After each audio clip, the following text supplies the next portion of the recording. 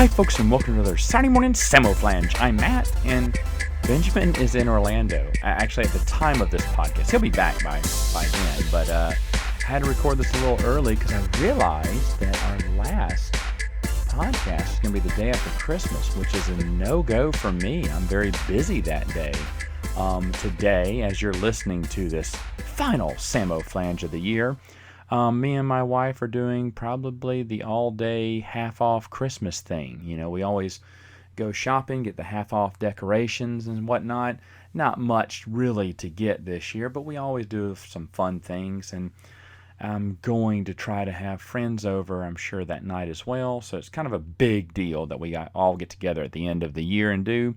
So there was no time for that. And then the days leading up to Christmas, I thought, oh, man, I need to get on this weekend. So called the dude. That dude's in Orlando. So looks like I had to finish off the last 3 of these solo, but that's no problem. No worries at all. Happy to do so. Actually, by the time this podcast goes through, my good buddy Tom Cole had given me a mixer. He's on from the Saga of Steve Rogers. It's a fun podcast that I listen to, and he gave me this mixer, and I haven't gotten to work. I thought it was working, and then I realized it wasn't. So then I was like, "Oh my!" So as you're listening to this, I probably have already called them and fixed the issue, so I can have multiple people on their own mics, which is what I originally wanted. So I'm going to definitely get to the bottom of that when I'm done with my work for the year, because I'm going to be off for the last few weeks. Actually, when you're listening to this, I'll have already been off for 1 week. So, but yeah, I wanted to get this out of the way because it's just going to be insane on Christmas week, as it is for everyone, I am sure. So thank you for joining me today. And I hope that your Christmas went really well. You had a very Merry Christmas, and you're about to have a Happy New Year. Folks, this is the final podcast of the year. And you know what? We're going to go out just like we always do, giving our top 5 movies of the year. Now, last year I had way more fun doing this. This year, though, it's been a different year, of course, with COVID kind of shutting down all the theaters in town. I just felt like, oh man, there's really nothing out there, that I'm not going to make my 5. In fact, I really thought this back in, I want to say September. I had yet to have seen a single movie in theater. The theaters were closed for a couple months too, but I wasn't going to any movies January through March anyway. And movies came back, I want to say it was in July or August or whatnot, but we just never went. And I mean, there was a few movies I wish I would have gone to. And so we saw our first movie September 6th. I remember the date, because it was our anniversary, and I took my wife out to see a movie she wanted, and that is on my list. In fact, I've only seen to date, because I know, even though I'm recording this a week early, I'm not going to watch any other movies in theaters. There's nothing there. So I have seen exactly 5 movies. So I'm going to rank them. But to be honest, only one of these probably doesn't deserve to be on the list. It's just there because I saw it, and that is number 5. The rest of these, I am proud that I got to see them in theaters. And to be honest, if anything else came out, we're talking Dune, Wonder Woman, Top Gun sequel. Top Gun sequel has a chance of getting on my top 5, to be honest. But looking at the list here that I have, Top Gun sequel would probably end up being 5th on the list too, because I'm happy for the top 4 that I have. Now, of course, I can't do a top 4 because this is a top 5. So let's get to the top 5 here. The top 5, the only 5, I should say. And it's kind of weird because I don't know what we're going to be doing next year. Next year, we usually kick it off by top 5 movies we're looking forward to. I guess we're going to say on video too. Well, we do use on video, so I guess that's fine. I guess we're looking for everything coming out for HBO Max. I don't know. There really isn't much, but that's for another week. For right now, I want to get into my top 5 movies for 2020. 2020 may not have been a good year for you, but to be honest, it ended up being, even though I only saw movies the last 3 months. December, I did see one movie in December. But I'm happy with the movies I've seen. I don't think my list will ever be as great, and I mean that. First of all, let me get number 5 out of the way because I don't really care about that much. Dirty Dancing.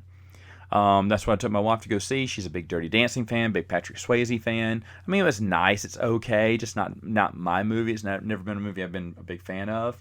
I mean, it's okay. I've seen it before a long time ago. There's nothing dirty about the dancing. But my wife really enjoys it, and she had a fun time. That's what we did for our anniversary. She didn't even know we were going to go to the movie. She didn't even know that Dirty Dancing was in theaters. I said, we'll go see a movie. She went, what movie do you want to see? I said, well, I already got one in mind. So we go up there, and she saw Dirty Dancing, was super excited that it was back in theaters, and we were going to watch it.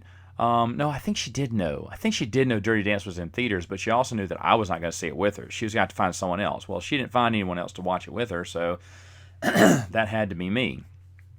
And like I said, enjoyable. It was nice to get back in the theater. I'm not scared, obviously, of COVID. I think I've made that quite clear on my channel several times. In fact, I'm very positive I had it in January. Very positive. I've been exposed so many times this year that I'm not immune. I know I'm not immune. Am I asymptomatic? Possibly, but you have to be a lot younger than me, I think, to be asymptomatic. So I just remember back in January that I'd got it, and I had a cough that would not go away. It lasted for a whole month. And, that was back before you even knew what it was. No one knew what it was back then. So, anyway, so I'd already got it, and I don't care. But I just never went to movie theaters on the day of anyway. I was always we'll go in a couple of weeks kind of guy. Me and my wife were both like that. So, I'd rather not deal with the crowds. Because back then, you couldn't get a specific seat in Monroe. I know certain theaters give you, you get to pick your seats. But here in Monroe, until this year, we did not have that technology. It was general admission. So you had to go wait in line forever and then fight for your seat when you got there. I mean, it was just really awful. And then people are always stealing seats, saving seats, throwing their purses and coats over seats just to make sure you don't sit in them. So, I mean, it was kind of a rough go there for a while. So we just said, to heck with this. And we'd go the second week or even the third week. If I could definitely hold off, but if my wife could hold off, we'd go for the third week. If she really wanted to see it, we'd see it the second week. But we just wanted to see it on nights where no one was around so we could be all by ourselves. Well, now that's not a problem. When I got there, I was wondering, I said, oh man, Dirty Dancing coming back. How many people are going to be in theaters? Because I've been to these re-releases that they have every once in a while. And a re-release can be, it's going to have a small little crowd there. Nothing big. The biggest one I ever went to was Gone with the Wind, surprisingly enough. The theater was almost packed for Gone with the Wind. Everything else, the theater was pretty clear. I mean, it had people in there, but not as many. Well, this didn't have hardly any. I was like, oh, man, I'm really loving this. Basically, you have the whole theater to yourself. So that's really nice. And I always enjoy going to see older movies in theaters. And the Cinemark here has been doing these things called comeback classics. And there's a lot I missed at first. I regret not seeing Raiders of the Lost Ark, Jurassic Park. I believe all 3 Back to the Futures are playing one day, and I just totally regret all those that I missed prior to jumping in on that. I knew about it. I just wasn't thinking about giving the time. I think I maybe been too busy or something. Or I don't know what, but just didn't have my focus on watching these, and I missed my shot on a couple of good ones that definitely would have made my list. But anyway, I've enjoyed these comeback classics. I hope going forward that they continue to have these comeback classics. I think that'd be a lot of fun, personally speaking. All right, so that's number 5. Get number 5 out of the way. Let's get to number 4. Number 4 I saw in October, and I was super happy about it. It was The Shining. The Shining. Jack Nicholson, classic movie. I just watched Dr. Sleep last year. I thought Dr. Sleep was really good. I'll be honest with you. I'm a big Shining fan, but I would watch Dr. Sleep again, and I would collect them both. Dr. Sleep kind of rides the fence on following the book to make book fans happy, and then following the movie to make dummies like me happy, who like to see the book stuff. But I'll be honest, The Shining, the original one, so good, so good. It's got the creepy in it. You're in this big. It's got that what would you do, which is what Stephen King's good for. It's like you kind of he puts your head into these books that he talks about, and you're thinking, okay, what would I do if I was stuck on a mountain during a snowstorm. I had to stay there all year long, or for 4 or 5 months. Okay, couldn't leave, couldn't do anything. There is TV, so we would say there's internet. If it was today's world, there'd possibly be internet too, if there was TV. And what would you do? How would you stay sane if it was just you and the family just for the whole time? You wouldn't see anyone else. And you were getting paid a decent amount, maybe a year's salary for just 4 months of work, which isn't that bad. But at the same time, I kept telling my wife while we were in the theater, I said, would you do it for this amount? She's like, no. And I think I was given like random amounts there. And I think I got up to I said $666,000, obviously, 666. I said, for 4 months, $666,000. She went, no. She wouldn't. And I started thinking, well, what would I do it for? I mean, I probably wouldn't do it because I couldn't get off work. But let's say, somehow I could get off work, and then I could do this, all right? What would it take for me to do that? I don't know. It'd have to be in the 100,000s, I think, to be fair. If it was 100,000, would I do it? Maybe. I mean, you're talking snow here. Don't really like the snow. Don't really like the cold. So that would kind of suck. Hate being isolated, of course. Would despise that even. But for 4 months at 100,000, I mean, you're looking at what, 25,000 a month there. It's almost $1,000 a day. Gotta think honest with myself. I'd probably do it. I'd probably say yes if I could get off work for that. So that's what I'm talking about. Stephen King just throws up a situation, and then you think about, hey, is that something that I would consider? I would consider doing that. And yeah, maybe so. Now, if it was with the family that he had, no, absolutely not. I can't think of her name right now. But I saw her a lot all the time growing up. I can't think of her name right now. Shelley Duvall or whatever. She did a show. She ran a show for a while. Was Fairy Tale Theater. Still have that on DVD. Absolutely love Fairy Tale Theater. In fact, now that I'm thinking about it, I should probably start showing these to the girls.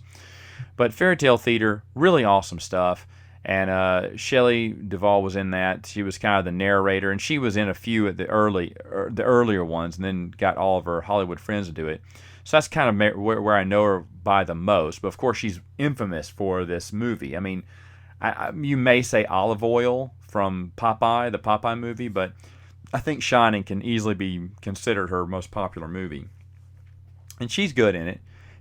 But she's that right balance of just, she's annoying at times. You can tell why Jack's yelling at her, but at the same time, she's nice. She only cares for, their son. She cares for her husband. She wants things to be nice, but she is a little bit annoying too. Not terribly unbearable, but I'm just saying just a little bit annoying, to where if you're riding along with her in a car after too long, you may get annoyed with her, And Jack Nicholson, when he's riding in the car up to the hotel, his whole face, like he's trying to smile. Well, yeah, but underneath it, he's kind of irritated too. Or that's what I kind of got. This is just a great movie. It's a great movie. Like I said, not really into the jump scares.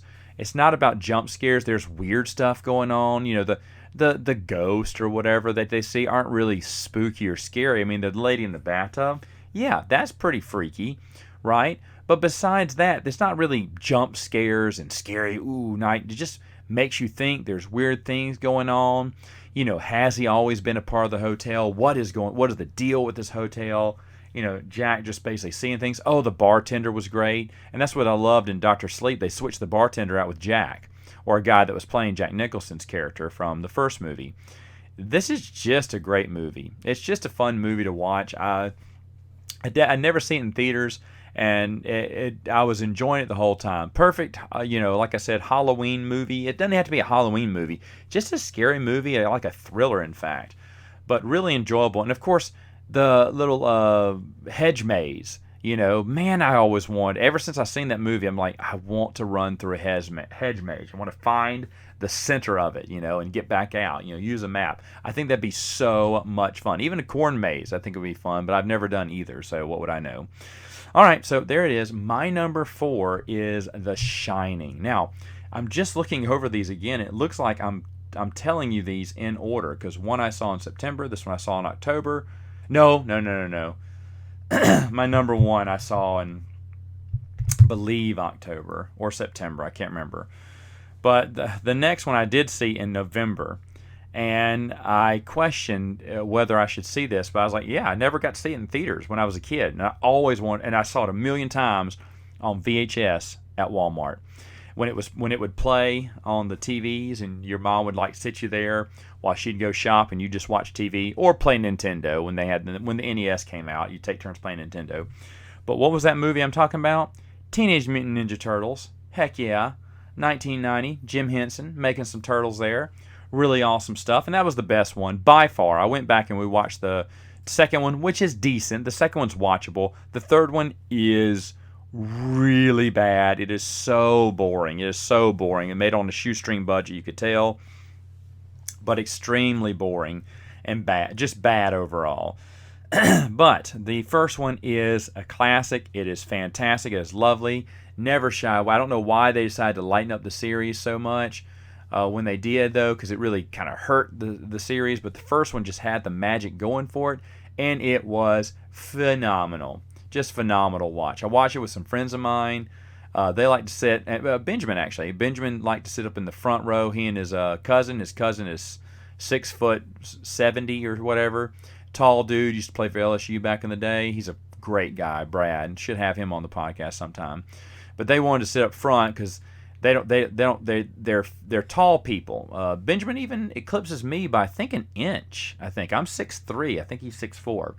And to me, yeah, when it's crowded and someone's leaning back in your chair, I feel crowded. You know, when people are packed in next to you, I feel crowded. And I don't like that, which is one of the reasons why we usually go the second or third week, because I don't want anyone sitting in front of me. Because when they lean back in their chair, I am crushed, tall guy like me. Well, they just have always liked the front row because they can just spread their legs out as big as they can, much as they can. So, they did that, but my wife hates being down the floor. She wanted to be up higher. She likes to sit near the top, which I'm fine with. I'm fine with any place actually, but she really likes near the top. That's her sweet spot. It's always been her. She's like in the dead middle, but now she's been going more up higher and higher. And that's fine too. It doesn't bother me at all. Your head gets to look down a little bit, like you're taking a nap. It's fine. But anyway, so we saw Teenage Mutant Ninja Turtles. Great movie. I quoted that movie a billion times when I was a kid. I was the biggest Turtle fan. That movie came out. That was all we watched at Walmart. Like I said, Walmart was the time we saw that a billion times. We never got to see it in theaters. My mom at the time was against the Ninja Turtles. She did not like Ninja Turtles. Ninja Turtles were a bad thing because it had the word mutant in it. I'm not making that up. Because mutant was in the title, we were not allowed to watch the Ninja Turtles. And, of course, that can kind of break someone's soul, when you have something like that fly through, which I was like, I was crushed that we couldn't see that movie. But, of course, it was on VHS. Everyone had a copy, and we must have watched it a billion times. That's another movie that I could quote on and off all day long. Like I said, wonderful movie.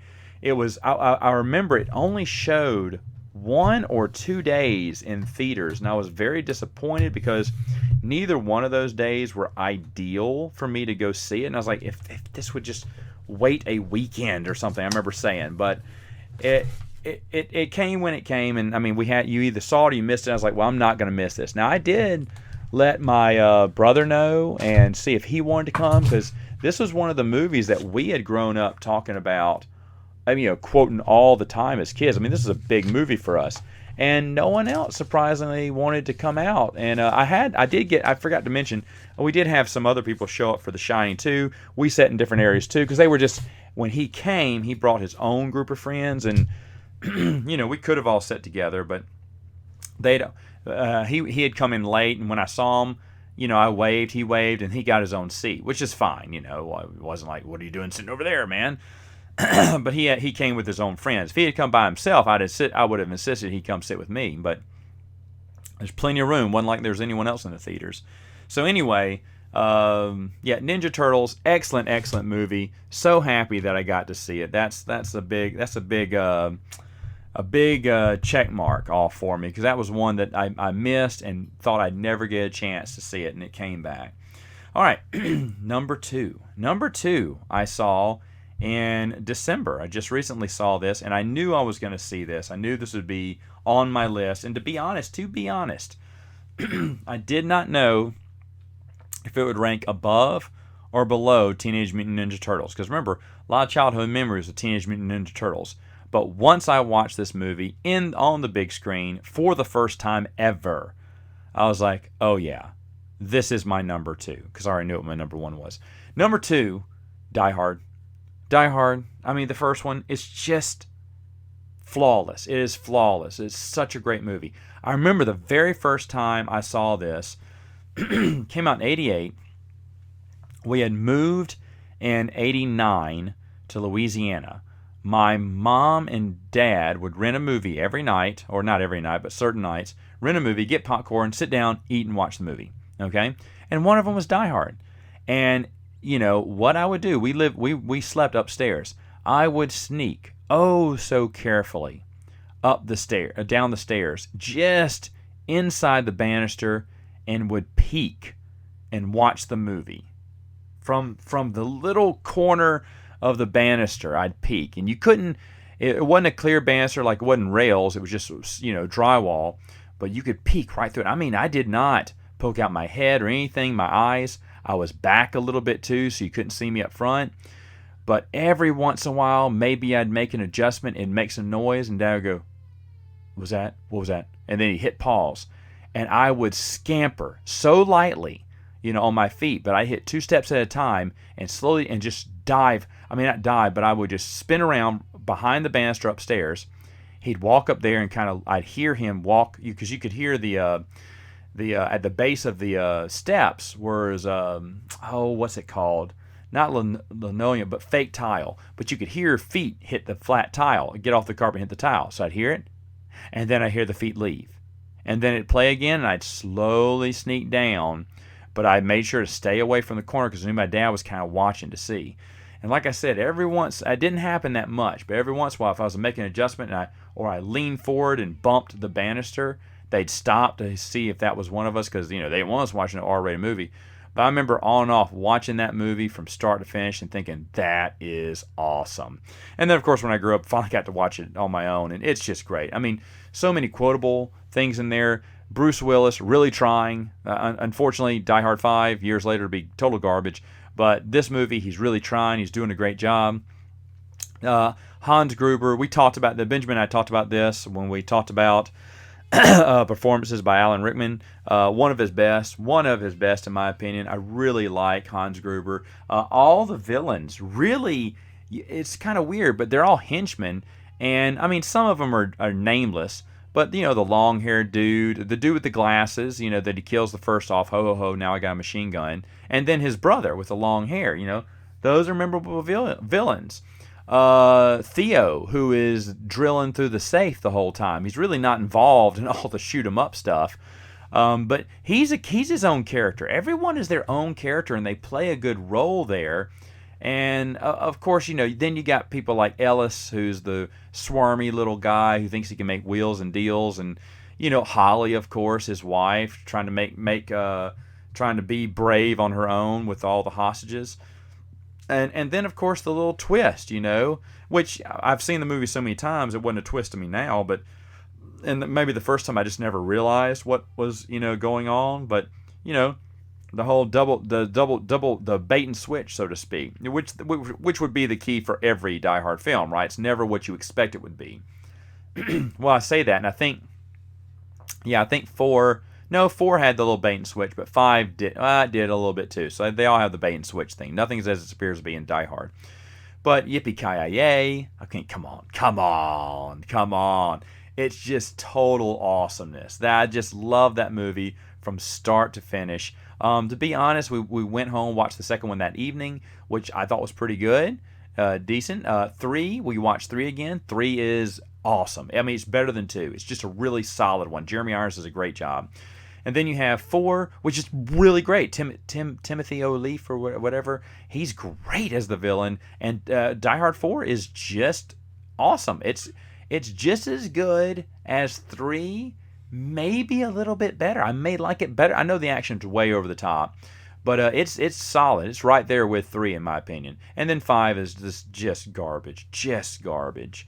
I mean, nothing can, redeem 5. I mean, it's not funny. That's one thing I found out about. There's rarely any humor, and the action is dulled down. There's really not that much action, and Bruce Willis is pissed the entire time. He does not want to be in that movie, and you can tell.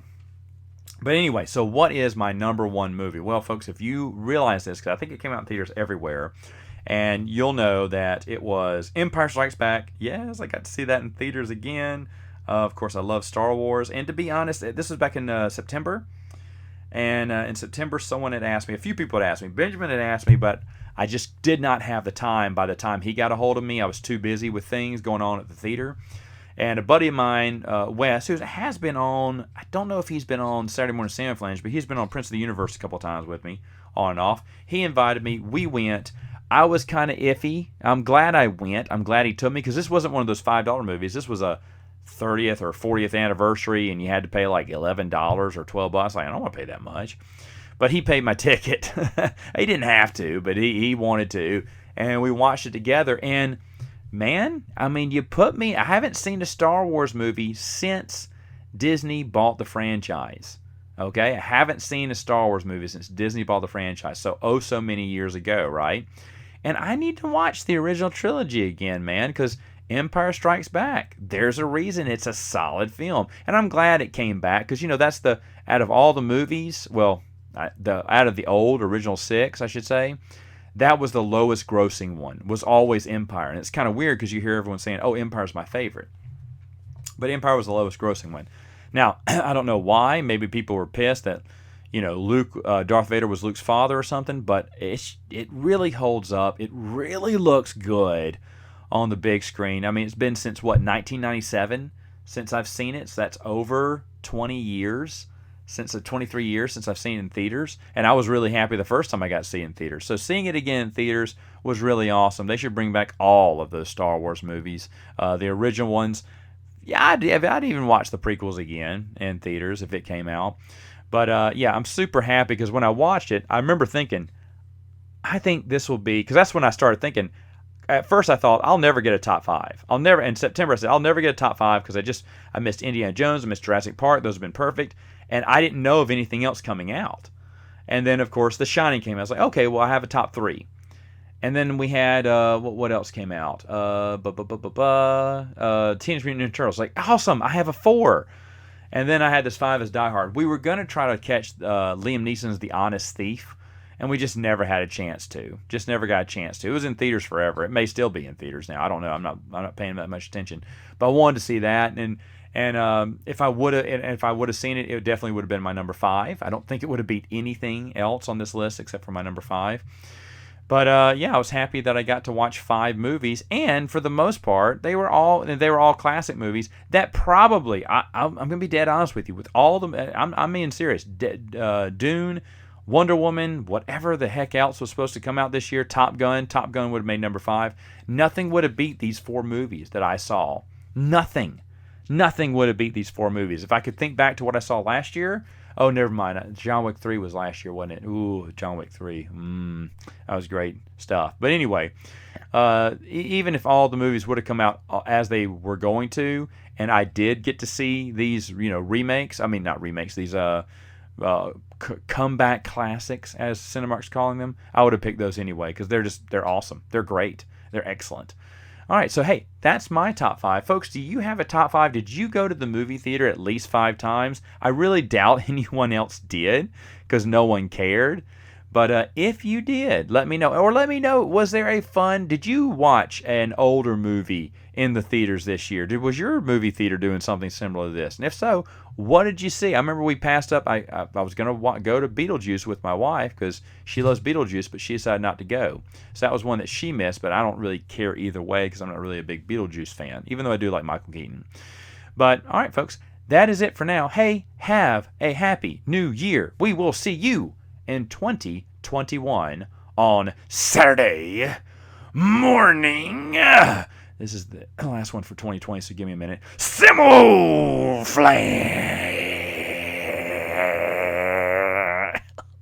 I got the COVID.